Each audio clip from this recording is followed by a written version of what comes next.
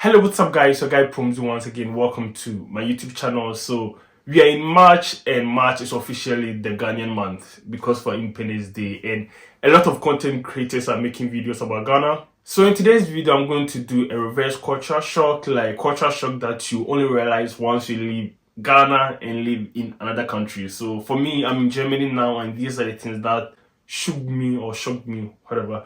When I moved outside the country, I realized it was only done in Ghana. So if you're ready for this video, stay tuned. Welcome back guys once again. If this is the first time seeing my face, you can subscribe to the channel so that you see my face more often on your YouTube feed. So like I said before, this is going to be reverse culture shock, and I've done a lot of culture shock ever since I moved to Germany. I think I have already 2 videos. I'm going to put the links in the description below so that you can watch and enjoy that video. But this video is about the culture shock that shook me reverse culture shock, whatever. So the first one was the Kradin. I don't know, it doesn't really have a direct English name, but Kra in English means so and Din means name. So I don't know whether it's so names, whether it makes sense to call it so name, but Kradin, the names that we give based on the days that you were born. I realize it's not practiced anywhere, and people find it very fascinating when you try to explain to them that almost everyone has the same name, because they're like, so you only have 40 names in Ghana? And I'm like, nah, people have their real names, but you know, these Kradins are attached to the name so that you know when or which day someone was born. So if you are born on a Sunday, you are called Kwasi. Akosia is the female. So yeah, Kwasi, Akosia, Yawya, Kofi, Kwame, Kwabna, Kwejo. I don't think I can forget these names, because yeah, people have it attached to their names everywhere they go. And I realized this is only practiced in Ghana. I think among all the tribes, different tribes, they still have these 7 names that shows when and on what day you were born. So if you're watching this and you're not from Ghana, you can check on the date that you were born. If you find the day that you were born, look on the screen and you know how you'll be called if you're in Ghana. The second one that I realized, I don't know, because I've not been to any other African country, so I can't say for other African countries, but I realized in Germany people don't greet a lot. But in Ghana, greeting is like, it's part. You greet, like, I don't know. When we were young, from school, when school closed, from school till you reach home, you greet like almost everyone. Auntie, good afternoon. Brother, good afternoon. Sister, good afternoon. Auntie, good afternoon. Wachira, good afternoon. Like, you will greet till you get home. And yeah, when you grow, when you get old too, and you're on the street, and people are coming from school, they greet you, bro, good afternoon. Yeah, good afternoon. Like, but here, I realized I even stopped greeting. I think the first 2 months I came here, I realized people don't respond to greeting. I'm like, why should I even still go on and greet? So I realized that greeting is like a very big thing in Ghana. People greet a lot. Machinho, hello, like you sit in a trotro, you greet the mate, not the mate, but the driver. And if it's sitting in a taxi, like you greet it. Like greeting is like part of us. So yeah, greeting is like one main thing of us. We greet a lot, and I've realized here in Germany, people don't really greet a lot. So I know with this, a lot of people will not agree with me, especially the ladies, but whether you like it or not, in Ghana, people marry twice. We have the traditional wedding and the white wedding. I don't even know why it's called a white wedding. Is it because the lady wears white, or it was brought by the British? But yeah, we have the traditional wedding, which people have to do. You have to do your traditional wedding, and after doing the traditional wedding, you still have to go ahead and do the white wedding or the church wedding, whatever you call it. So 2 weddings.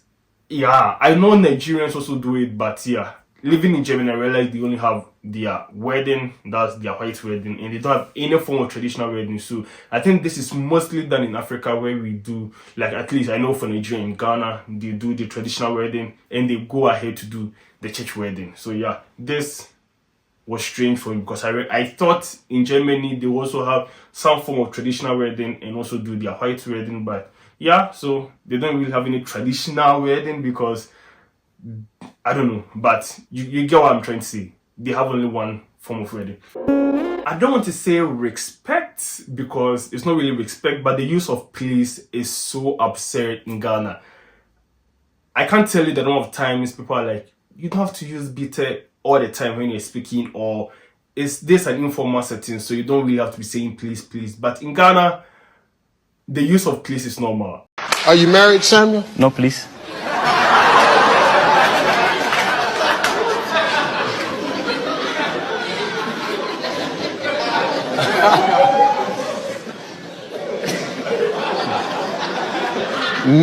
No, please.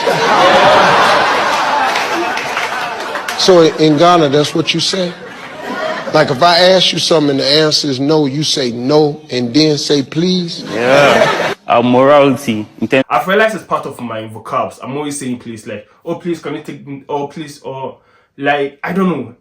It flows with the statement. If you've been in Ghana, if you realize, you wouldn't realize because like maybe wherever you are, you hear please a lot, so you might think it's normal. But once you move outside the country or you get into a different demographic, you realize you are the only person who's using please, please, please, please all the time. Like you are being extremely polite. So here now, of late, I limit the amount of please I use because like some people also find it very uncomfortable because they think you are trying to be formal, but no, that's just how Ghanaians speak. Like funeral. This one is I'm an Ashanti and I know Ashantis take funerals. Like in Ghana, I think the Ashantis they take their funeral to a different level.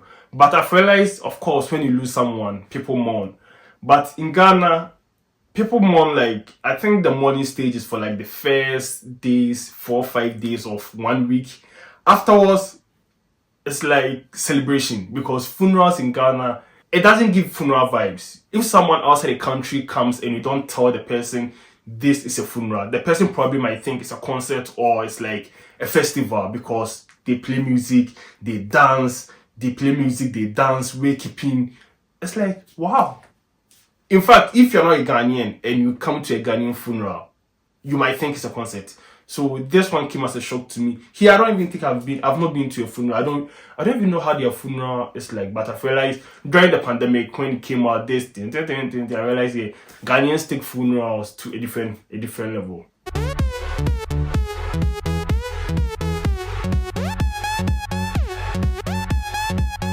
This one is very strange. I don't know who came up with the idea that calling your female relative by their, how do you call it, title is an insult. Like if someone tells you your mother, it is an insult. Like you can't explain this one to someone who's not a Ghanaian that your mother is an insult or your sister is an insult. And even if they add a hand gesture, then you even kill them. So yeah, your mother, I'm not insulting, but I'm just saying, if someone says your mother, especially in the local dialect, oh mommy, oh papa, oh sister, you know, it's an insult. And it's very strange because, yeah, now I know it's an insult, but if I wasn't a Ghanaian and you are telling me that if someone tells you your mom or your mother, it means the person is insulting you. It sounds strange, right? So yeah, there's something I realized it's only done in Ghana. I don't know about other African countries, but I don't think I've heard it anywhere on social media. Your mother. Huh? On insult, I've realized Ghanaians jovially or insult is part of our day-to-day activities. People insult a lot, and here people take things to heart. Like everything. I don't even think I've heard someone insult someone here, but in Ghana it's very common. Like the context of our insult is strange. Like your face like question mark, or you know the typical insult, Kwasi and all those ones. It's very common. People say jovially when they are joking, when they are serious. You know the tonation can tell the mood of the person. But insult is very common in Ghana, and I don't think in the Western world you take things lightly like that, because if you insult someone like you're stupid, it's an insult. Like the person might take offense, but in Ghana, like depending on the context, people insult a lot, especially among peers. Like insults is like a form of, someone said their love language is an insult because they jokes with insult your face, but here in Germany, I don't think I've ever been in a situation where people jovially insult each other like that. And this one came as a shock to me because it's like things are a little bit uptight here, and back home things are very more relaxed and people can insult freely. I'm not saying insulting is good, but you know what I'm talking about. I don't know how to explain it, but if you're from Ghana, you know what I'm talking about. I really didn't know how much Ghanaians love eggs till I moved to Germany and I met a lot of Nigerians who were telling me how much I loved eggs and how much they've realized a lot of Ghanaians they know also like eggs. Apparently, buying eggs in traffic and eating eggs with pepper is not the norm. So we eat eggs as snacks and we add eggs to almost everything. I don't think I've eaten eggs with fufu before, but people eat egg and fufu, egg and rice, yam, like everything we eat, we add egg to it, and it's very normal. So with this one, it was social media that prompted it out to me that Ghanaians are always eating eggs, and I'm always eating eggs because I thought, who doesn't like eggs? But I've realized Ghanaians have taken their egg eating to a different level. So yeah, if you're in Ghana, probably you might not see that it's very weird to stop the egg seller in traffic, buy 2 eggs with pepper inside and just eat it on your way. But people don't eat eggs like that. The use of left hand. I don't know how Ghanaians who are left-handed live and function normally in the Ghanaian society, because if you are left-handed, it will be very difficult because we don't use our left hand when we are dealing with the elderly. In fact, even when you are dealing with your peers, you don't pass things around with your left hand.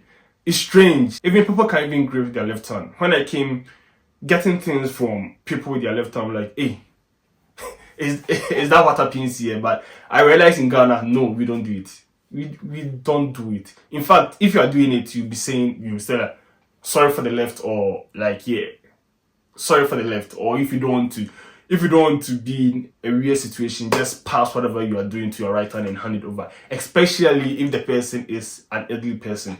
So yeah, this one is also a shock to me because we have 2 hands for reasons, right? We can't always be using the right hand and the left hand will be just down. I think this one is very strange because in the outside world, like in the Western world, people they brag more about their universities and the college they attended. But in Ghana, people take prestige in the high school that they went. You know, people are always saying like, you're a butcher boy, you're a gay girl, you went to Holy Child, you went to a disco, you went to a WAS. Like, they take pride in the high school they went in. But you hardly see people bragging about the university they went to. Like, I'm a Legon boy, you went to Tech, you went to Central, UCC, UPS. I think probably maybe because our tertiary institutions are not that a lot. We don't have like hundreds of tertiary universities, but when it comes to high schools, people are always bragging about their high school. And I know people take more pride in their high school than they do with their universities. But here, it's like the other way around. People don't care the high school they went to.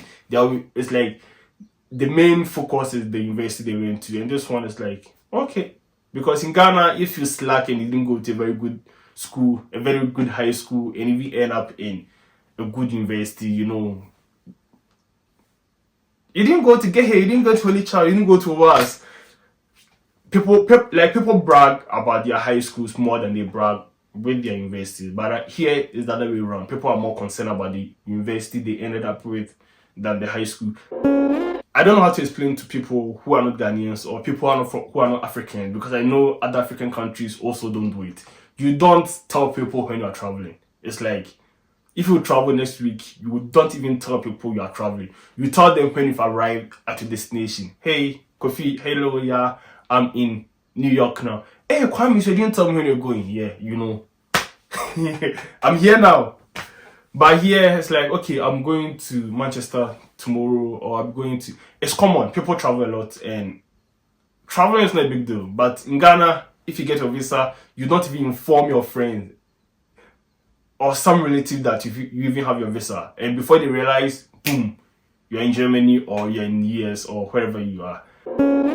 Okay, so I hope you like this video. These are some of the things that I realized that we do back home and we don't do it outside the country. And once you move outside the country, you realize, wow, this thing is only peculiar to Ghanaians. I hope you like this video and you find it very entertaining. If you did, don't forget to like, subscribe, and join the community. Like always, the name is Promzy and I'm signing out. Peace.